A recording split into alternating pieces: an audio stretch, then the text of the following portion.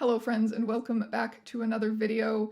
Truly a video like no other. I am delighted to have this as my Halloween special this year. What you are about to watch is not a typical Strange ÆONS YouTube channel video. That's why I'm here giving it this little intro to implore you to please watch it with an open mind. This is a documentary short film that I made last year. I went back to school, I studied documentary film.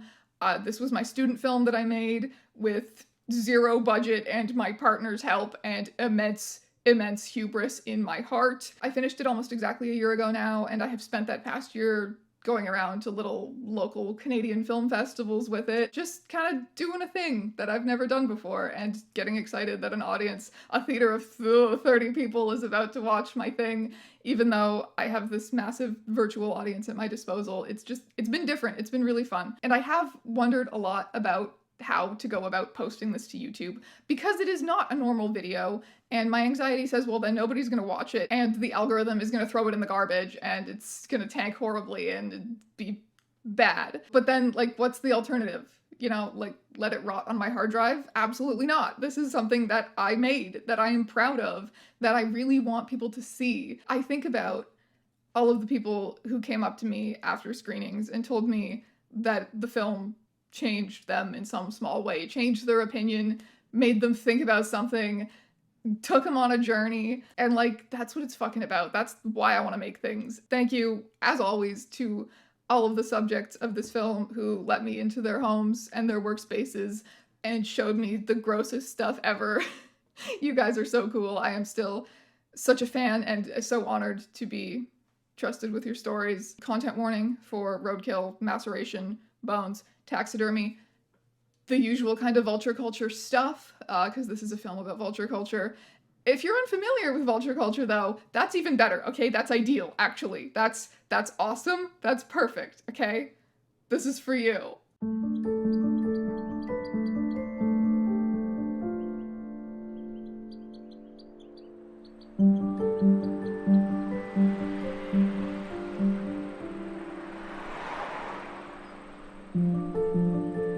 Death is this part of life, unfortunately. It comes at the end, but it is beautiful.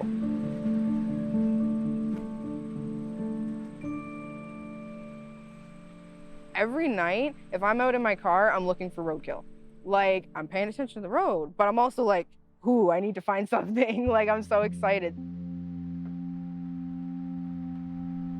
Death, from a human-centric perspective, is the end of it, but from the perspective of vulture culture or from the perspective of a mushroom, that's the start.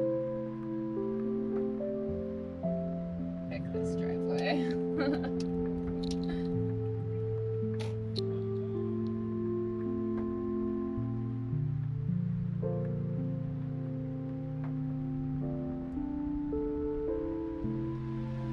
There's communication happening and intelligence and kinship all in a forest network.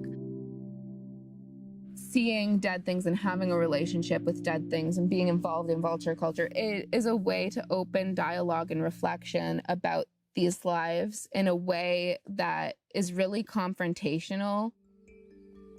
Could you explain a bit about the name vulture culture, like the actual phrase vulture culture? Why is it called that? Vultures are usually seen flying around dead things. They're usually the ones that are to pick things off of carcasses off the ground. What we do is a type of offshoot of being a vulture, even though we're humans. It's going out there and picking up dead stuff and bringing it home and beautifying it. One of the first pieces I ever put in my collection was a raccoon skull that I found. I was walking by a garbage bag and noticed the distinct smell of death. And I ran home, grabbed a pair of gloves and a plastic bag and just reached in and was able to get the skull out, which was writhing with maggots at the time. Brought it home and put it in some water for maceration, a bit of Dawn soap, and I was able to clean it up. Soap just like pulls a lot of the oils out, similar to pulling oil off of dirty dishes. It is admittedly a gross hobby to have. I've been called Jeffrey Dahmer before.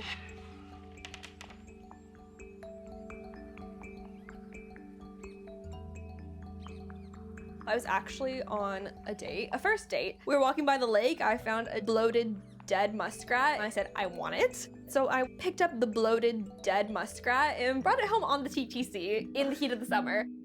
I I feel so at peace in nature and I feel so at home. I think of it as a way of bringing a part of the wildlife inside and into my space, celebrating the life that these animals did have.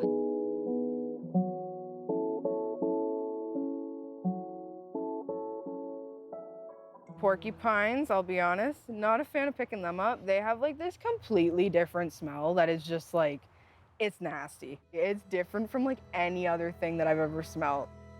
But with this, I have to be more careful, obviously, because of all the lovely quills everywhere. Yeah, there we go. It had been gone for a while and I put it in my car and I thought it was fine. It was at nighttime, so it wasn't hot. I get in my car and I'm like, I can literally smell the intestines. What would you say sets it apart from like the more traditional taxidermy community? It's more accessible. I live in the city, so this is the closest I could get to becoming a taxidermist apprentice. Like, I don't really know many in the city. I didn't really like go to school or anything, so it's sort of a learning process, everything that I'm doing. I work in construction. It's really a day job. It's how I've been making ends meet, and this is sort of like a passion project, you know? There's so many times where I'm like, do I just throw in the towel and go work a normal job? And then I'm like, but I'm gonna be miserable. I have a small business called All Things Dead. My job is to preserve life in a different way that not everybody kind of thinks about, I feel like.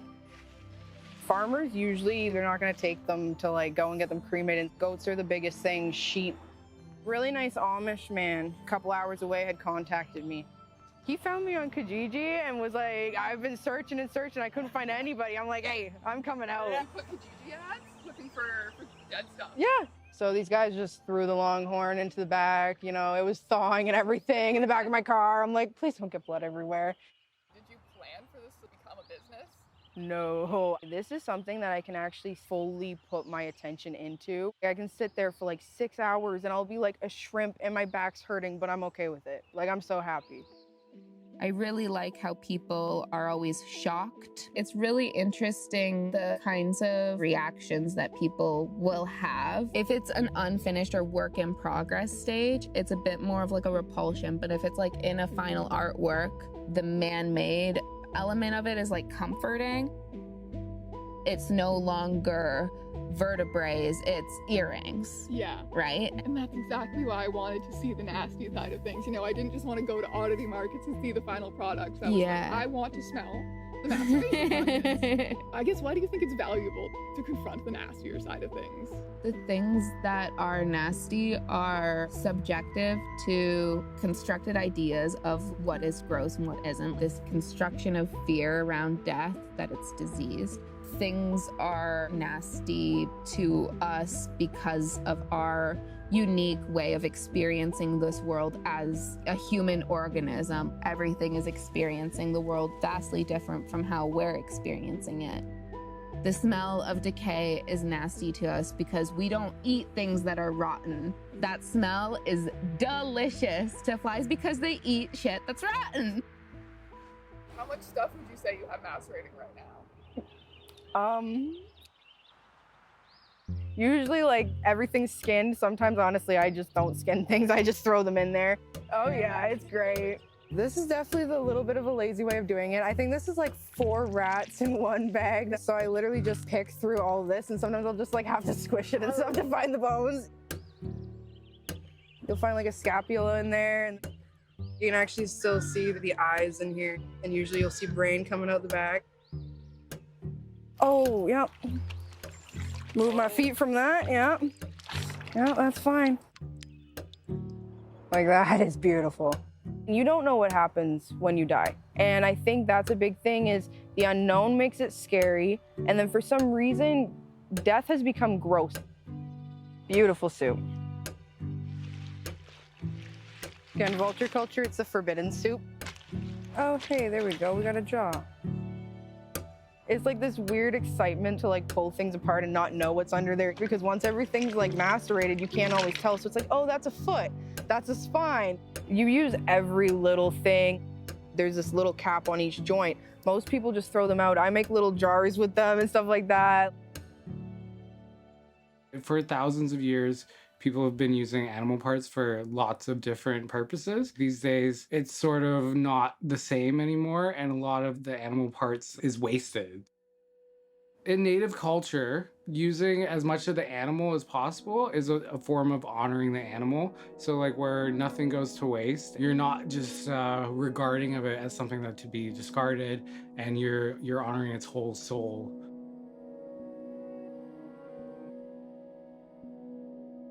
I got this rabbit from a butcher shop. My partner, she made a stew with it. We tried to use as many parts of it as possible. I cleaned it and I have it macerating. So we're gonna try and make it look pretty. The idea that humans can interfere with nature is like inherently flawed because we're part of this system. I'm using them in a way that is just as valid as a way that a beaver gnawing on it to file down its teeth is just as valid. A lot of the time when I'm online on my Instagram talking about my collection process, people ask like, well, how do you get them? Do you kill them? That always just like brings such a reaction out of me. I'm like, of course I wouldn't kill them. I am like collecting these animals because I love them. It makes me sad when I see a dead animal out there, but rather than letting it be alone and sad, I'd rather bring it home and like show it a little bit of love and put some care into it. Love my animals. I would love to have their bones when they pass, but my family, that's where they draw the line. Well, if your family changes your mind, we know a guy. Just kind of like a weird mishmash of everything, you know? And I keep my kidney stones. When I get kidney stones, I used to get kidney stones in both my kidneys once every 28 days. If my body's producing oddities, I'll keep them. Oh, there's one of my pets, another one of my pets that are in there. A little hamster. I turned him into a wet specimen. Even before I started working on people's pets and returning them, a friend's bearded dragon died, and they're just like, do you want it? Put it in my collection, you know? Let it live on. I own Pet Aftercare Toronto, ethical and alternative methods to pet preservation. So alternatives to veterinary cremation or burial, mainly working with bones, for pelts, articulation, heart wet specimens, kind of anything that's different and odd. Come on, honey. You get treats. Come on. Come on, it's party time.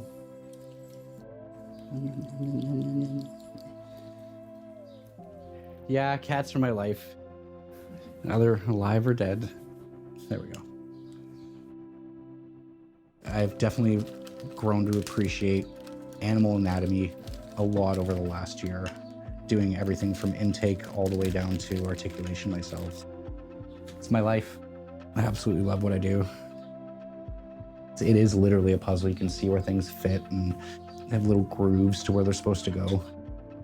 I love just completing a project and calling up a pet parent and say, you know, your animal's ready to come home. The joy and elation on people's voices and faces when they hear that their loved one's able to come home now. I found a lot of people actually didn't realize that there was even an alternative to cremation. Not putting it down at all, but you're getting a bag of ashes back. So it's not the same when you get a fully mummified, fully, you know, wet preserved specimen where you're looking at your pet forever. When I do these pet memorials, it's like amazing seeing the reaction. And I'm so proud of what I do. When I was 4 years old, my mom passed in a car crash. And then when I was 20, my dad passed from cirrhosis of the liver. So I went into a very dark place for a little bit. And then after having my second son, I realized I wanted to do something good with that grief. I know for me, it's really made me think I don't like the idea of my cats decomposing, but I think that's because I don't like the idea of them dying, you know? Like, once that's already happened, it's like the worst thing has happened. So like, how do you move on from that? Can you tell us a little bit about Lucy and how she inspired all of this for you? I'll try without crying. Lucy was my soul cat. I got her about 7 years ago. I've always loved Sphinx. They're my absolute favorite animal in the entire world. She helped me through the hardest times of my life. I would say she was my soulmate, and she fell asleep beside me every single night in my arms. Unfortunately, at 4, cancer took over her body. Knowing what I went through with aftercare and trying to figure out what I really wanted with her, it's an absolute honor to help anybody through grief. I actually pray to St. Gertrude for every cat that I work on, laying hands on the cat and praying to St. Gertrude. That's not for the owner or for anybody else, it's for myself and kind of get through it. I do know that I do have to put a knife in people's animals, and that's can be pretty traumatic, knowing that your animal is being eviscerated and put into pieces. Yeah, I do it with as much respect and dignity as possible.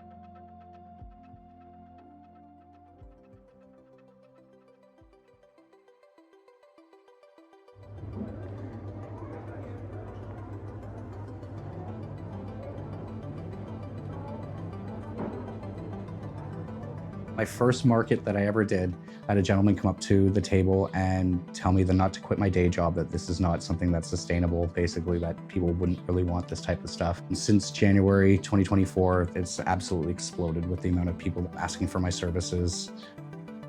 In the last 2 to 3 years, especially the last 2 years, it is booming. And I just did the Oddities and Curiosities. Can't remember what that number came out to, but I think it was like 12,000, but it was a lot. Yeah, it was insane. I've never really been able to sell my art until I did this sort of art form. There's definitely more of a market for it than trying to find someone who wants to buy like fine art.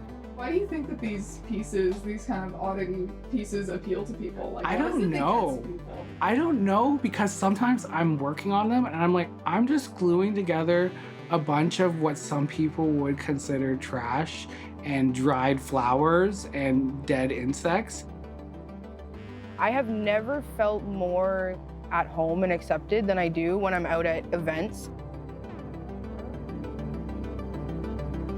My boyfriend Jeff and I, we started this market because we would go and visit markets that were kind of Halloween-y, but nobody would ever really go for my kind of stuff because, well, it's not for everybody. There's no like shops or anything in town here for this kind of art. I think without the advent of some of the social media networks that we use today, you would never have a market like this. I think it's always been out there. I think it's been a really piecemeal community. Everybody's been kind of in their basement, on their farm. And then the internet brought everybody together. There's so many people that I work with. Mainly it's rehab facilities though for wildlife. When the animals unfortunately don't make it, they make it to me. I love to make things not normal. I've done things like mermaids, and I've used different types of bones to make it, and I've even used human hair and things like that. Life is beautiful, even after life. Some of my first pieces were Roadkill. It's a very unique medium. A lot of outcast people are drawn to it for the fact that it's shunned by most of the population. One day I just saw sort of like a stand sign on the sidewalk, and it was like Oddities this way, and I was like, that's me, like, let's go. Something clicked and I was like, that could be us. There is a big assumption that because I can take an animal from when it was alive and then macerate it, that there's some craziness behind it. I find respect in it. There's not this darkness with death that I feel like everybody sees. When I even got into it, I thought it was going to be a lot of blood, gore. Yeah, you see the side of it because that is part of it, but at the same time, the end product of it is so beautiful.